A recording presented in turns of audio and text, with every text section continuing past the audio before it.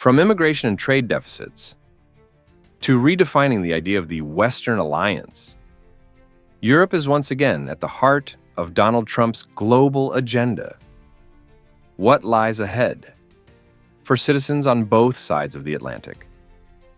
In a July 2018 interview with CBS News, former President Donald Trump referred to the European Union as a FOE in trade matters, stating, "I think we have a lot of foes. I think the European Union is a FOE, what they do to us in trade." Now, according to Anthony Gardner, former U.S. ambassador to the EU, Trump believes internal division is the most effective way to weaken the bloc. Gardner noted that the EU has been undermined by years of criticism, as is happening now under Trump. During a meeting with Italian Prime Minister Giorgia Meloni in Washington on April 17, 2025, Trump expressed optimism about a potential trade deal with the EU, asserting that there will be a trade agreement, 100%. European Commission President Ursula von der Leyen reiterated the EU's preference for dialogue, but affirmed the bloc is prepared to take countermeasures if necessary, including the imposition of digital service taxes on U.S. companies. Should U.S.-EU relations deteriorate further due to divisive strategies or controversial remarks, consumers on both sides of the Atlantic may feel the impact of higher import tariffs, leading to rising prices, especially for European imports like automobiles, wine, and pharmaceuticals. In 2024, the European Union recorded approximately 912,000 first-time asylum applications from non-EU nationals, a 13% decrease from 2023's total of 1.05 million. The largest share of applications was received by Germany, 25%, followed by Spain, 18%, Italy, 17%, and France, 14%. The majority of asylum seekers came from Syria, Venezuela, and Afghanistan. President Trump has argued that current immigration policies pose significant challenges to European nations. In a recent statement, he claimed that the people of Germany are tired of a program that lacks common sense, especially regarding energy and immigration. Immigration continues to shape labor markets, social welfare systems, and community life across Europe. Many EU citizens have felt increasing pressure on housing, healthcare, and education infrastructure, particularly in major cities. However, immigration has also helped address labor shortages in key sectors such as agriculture, healthcare, and construction. Debates sparked by leaders like Trump and Prime Minister Meloni have brought to the forefront the broader question: should migration be managed primarily as a risk to control or as a resource to harness? In 2024, the U.S. trade deficit in goods and services with the European Union reached $235.6 billion, an increase of $26.9 billion compared to 2023.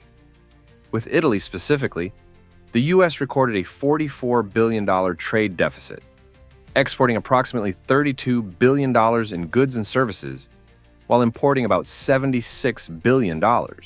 Trump has emphasized the need for fair trade relationships, calling on partners such as the EU and Italy to help reduce the imbalance. He has argued that bilateral trade must be adjusted to ensure reciprocity. In an attempt to ease tensions, the EU has proposed eliminating industrial tariffs on both sides, excluding agricultural products. However, the Trump administration has insisted on including agriculture in the negotiations, causing talks to stall. If either side imposes tariffs, consumers may face higher prices for European products like wine, cheese, and cars, as well as for American electronics. Small businesses, particularly exporters, could also be adversely affected. Anthony Gardner has underscored Italy's unique position in the EU, noting that it received the largest allocation from the bloc's post-pandemic recovery fund, approximately $191.5 billion under the Next Generation EU program. Gardner advised that Prime Minister Meloni should remain mindful that she represents not only Italy, but also the broader interests of the EU. According to Eurostat data, as of December 2024, around 51% of Italy's total exports were directed toward EU member states, highlighting the country's significant reliance on the single European market. Former President Trump has previously asserted that the EU was formed as an economic competitor to the United States. He has argued that the bloc has taken advantage of the US through what he perceives as unfair trade practices. 3 Chinese warships recently appeared near Australia's coast, just 150 nautical miles off Sydney. What is really happening? And how might Australia and the United States respond to this unexpected military move by Beijing? On February 19, 2025, 3 Chinese naval vessels, comprising a Renhai-class cruiser, a Zhangkai-class frigate, and a Fuchi-class replenishment ship, were detected approximately 150 nautical miles east of Sydney. The ships passed through Australia's exclusive economic zone and conducted training exercises, including live fire drills, without prior notification. Australian Defence Minister Richard Marles responded by stating, "We are monitoring their every move." In light of these developments, Australia has announced a AUD 1.6 billion investment to upgrade RAF Base Tyndall in the Northern Territory.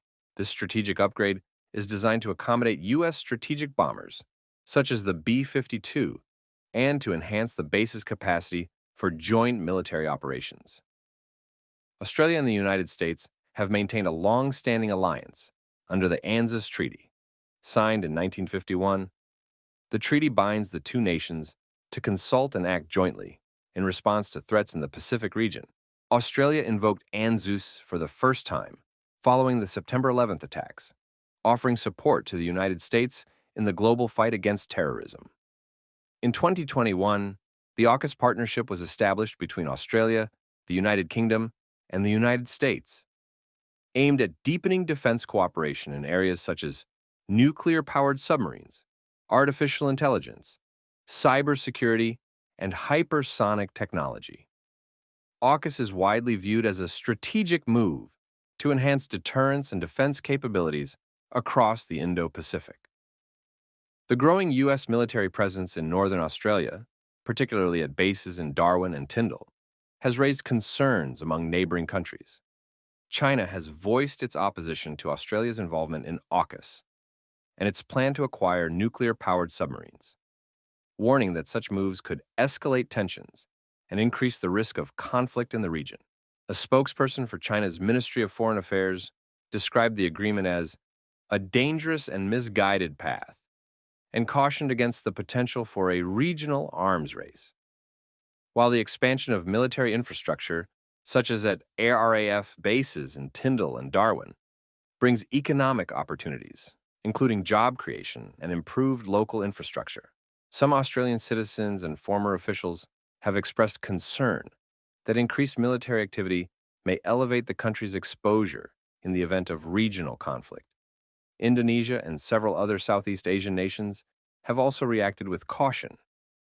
Indonesia, in particular, has emphasized the importance of restraint and has called on all parties to remain committed to regional peace and stability. The United States is actively expanding its military footprint in northern Australia, with infrastructure projects underway at RAF Base Tyndall and RAF Base Darwin. These developments, funded in part by the U.S., are intended to support the deployment of bombers and submarines, while also enhancing rapid response capabilities across the Indo-Pacific. As part of the AUKUS plan by 2027, U.S. and U.K. nuclear-powered submarines are expected to rotate through HMAS Stirling Naval Base in Western Australia. Under the Submarine Rotational Force West initiative, Australia is set to receive 3 Virginia-class submarines from the United States in the early 2030s, and will also work with the United Kingdom to co-develop the SSN AUKUS class, with deployment anticipated in the early 2040s. Donald Trump aims to revive the Plaza Accord, but this time leveraging tariffs and military withdrawals. Will this strategy undermine the U.S. dollar's position and jeopardize America's financial credibility? In the aftermath of the 1985 Plaza Accord, a pact between the U.S., Japan, Germany, France, and the U.K., the U.S. dollar fell by 50% over 2 years. The agreement succeeded in making American goods cheaper, reducing the trade deficit and supporting domestic production. But it also led to a prolonged asset crisis, especially in Japan. Now, Trump wants to replicate this strategy with his so-called Mar-a-Lago Accord. But instead of cooperation, he's choosing confrontation by imposing tariffs and even threatening to withdraw military support. These moves could raise import costs, affect consumer prices, and diminish global confidence in the US dollar. Trump's administration has been pushing a strategy aimed at devaluing the US dollar by imposing strong tariffs and threatening to withdraw military support from uncooperative allies. Economic advisor Stephen Moran has suggested raising import tariffs to 50%, a significant jump from the current average of just 2%. The goal? To pressure other countries to adjust their exchange rates in favor of the US. This approach has sparked negative reactions. In the financial markets, the US dollar dropped by more than 1% against a basket of major currencies, hitting its lowest point in 3 years. Meanwhile, US Treasury yields increased due to concerns over the government's ability to meet its debt obligations. The devaluation of the dollar has made imports more expensive, contributing to inflation. In March 2025, import prices fell slightly by 0.1%, but warnings suggest they could rise again due to the new tariff policies. Treasury bond yields have surged to their highest levels since 1982, all due to growing concern about Trump's economic confrontational strategy. American citizens are now facing a double impact: higher living costs and more expensive consumer loans. A recent survey revealed 63% of global fund managers believe the US dollar could lose its status as the world's reserve currency within the next 5 to 15 years. The Trump administration is considering withdrawing its security umbrella, meaning halting military support from NATO allies who fail to meet defense spending targets. On February 10, 2024, at a rally in South Carolina, Trump declared that if NATO countries don't pay their fair share, he would encourage Russia to do whatever they want with those nations. This move marks a major shift in U.S. foreign policy, raising questions about America's commitment to global security. NATO Secretary General Jens Stoltenberg warned that such statements could undermine the security of the entire alliance and put both us and European soldiers in danger. Additionally, defense spending would likely increase, putting pressure on national budgets and social programs. The Trump administration is proposing a controversial financial policy, urging nations holding U.S. debt to switch to 100-year bonds with low or zero interest rates. The goal: reduce government borrowing costs amid rising interest rates and a national debt surpassing $36.2 trillion, with around $9.2 trillion set to mature in 2025. However, this proposal is raising concerns about the U.S.'s credit reputation. Europe's Scope Rating Agency has warned that if current trade and financial policies continue, the U.S. could face a downgrade in its credit rating. Howard Marks, co-founder of Oaktree Capital, has cautioned that overuse of America's golden credit card, the ease of borrowing driven by investor trust, could have severe consequences if that trust is eroded. For American citizens, borrowing costs may rise, impacting home loans, tuition fees, and personal consumption. For the government, losing investor confidence could make it more difficult to fund social and defense programs. The United States has recently imposed a 10% tariff on goods imported from the United Kingdom, presenting significant challenges to the British economy. However, could this development also present a potential opportunity for the UK to thrive in the face of global uncertainties? The 10% tariff on UK goods entering the United States officially came into effect on Wednesday. While this rate is considerably lower than tariffs imposed on other countries, it is still expected to have a noticeable impact on the UK economy in the short term. Industries such as automotive and pharmaceuticals are likely to face the most significant effects. The UK's automotive industry, home to prominent brands like Jaguar Land Rover and Mini, is forecast to be particularly affected. Manufacturers may encounter increased costs due to the tariffs, forcing them to adjust production or seek alternative markets to mitigate the damage. Specifically, factories in Oxford, where Jaguar Land Rover and Mini vehicles are produced, could face production scale downs, threatening approximately 25,000 jobs. Moreover, pharmaceutical companies like AstraZeneca and GlaxoSmithKline, major exporters to the U.S., will also face challenges in maintaining profitability. Around 40% and 50% of their products, respectively, are exported to the U.S., and higher tariffs could reduce the competitiveness of these products in the American market. According to a recent financial report from the Bank of England, the UK's financial markets remain stable.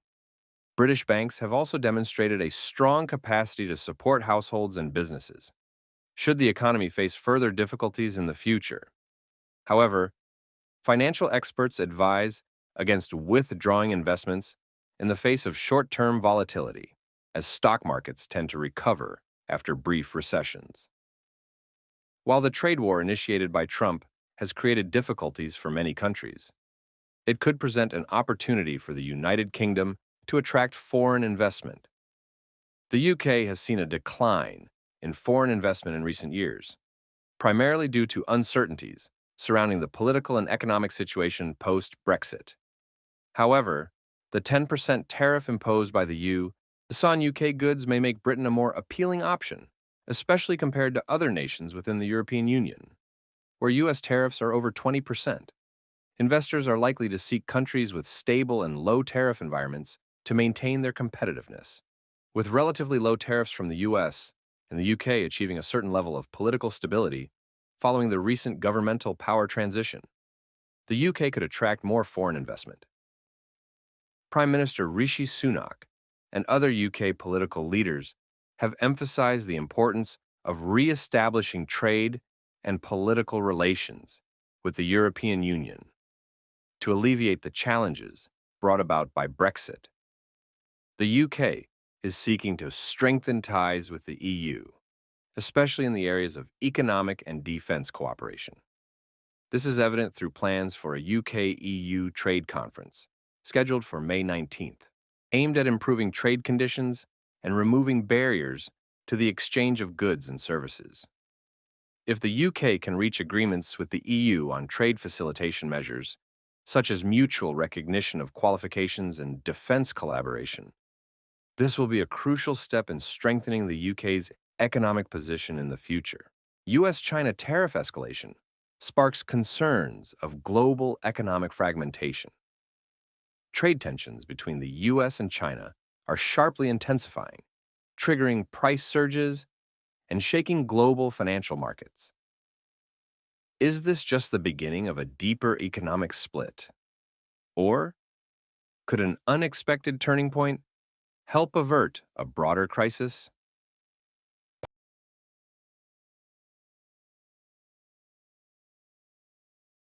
The trade friction between the US and China has been ongoing since 2018-2019, when the US first slapped high tariffs on Chinese goods. Beijing answered with a series of retaliatory moves.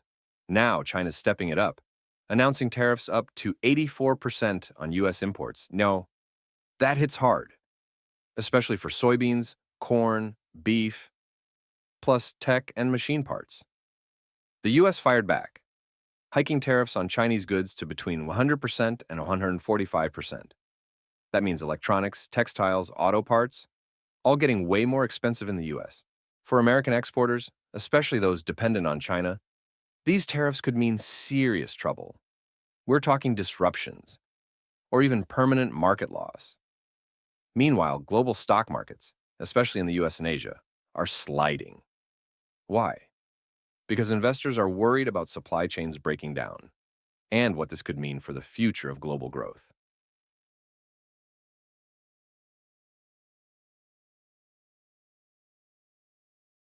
According to estimates from the Peterson Institute for International Economics and various independent studies, elevated tariffs could cost American households an additional $3,000 to $5,000 annually, if maintained over time.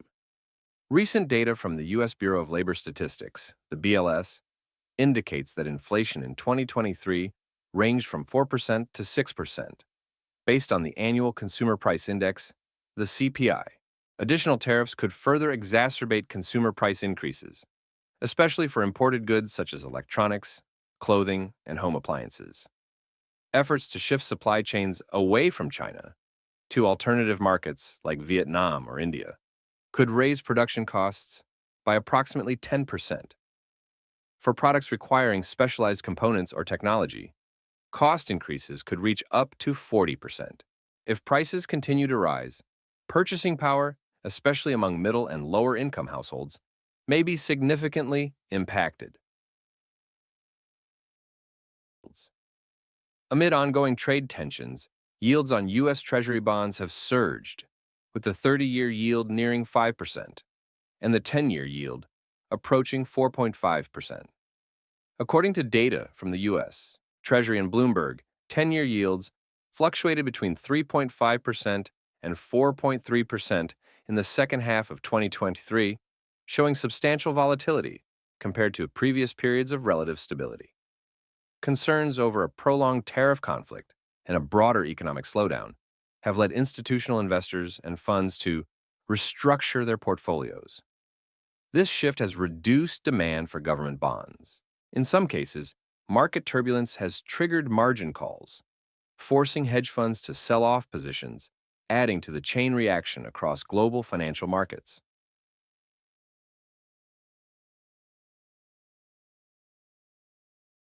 China has reportedly reduced its holdings of U.S. Treasury securities to below $750 billion.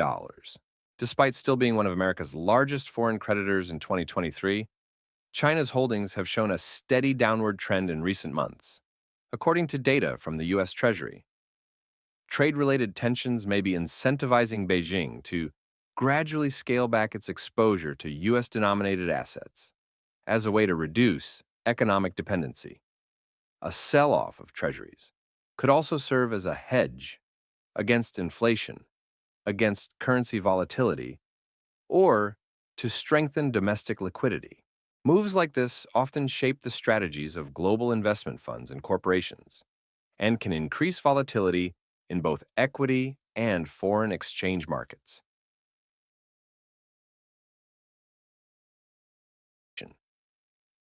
The U.S. is reportedly working to strengthen trade ties with key strategic partners like Japan, India, and the European Union in an effort to counterbalance China's growing economic influence. According to the World Trade Organization, the WTO, these alliances already represent a significant share of global trade. But differences in rules of origin, technical standards, and national policy goals are making it difficult to establish unified trade strategies. Tighter trade restrictions on China could eventually lead to a true decoupling of global supply chains, splitting the world into two distinct trade blocs. The G7's partial economic isolation of Russia showed us what that looks like. Increased costs, more risk, and ripple effects far beyond just the countries involved. Companies around the world may be forced to restructure supply networks, absorb higher operating costs, and sacrifice flexibility, all in an environment that's becoming more uncertain and more fragmented.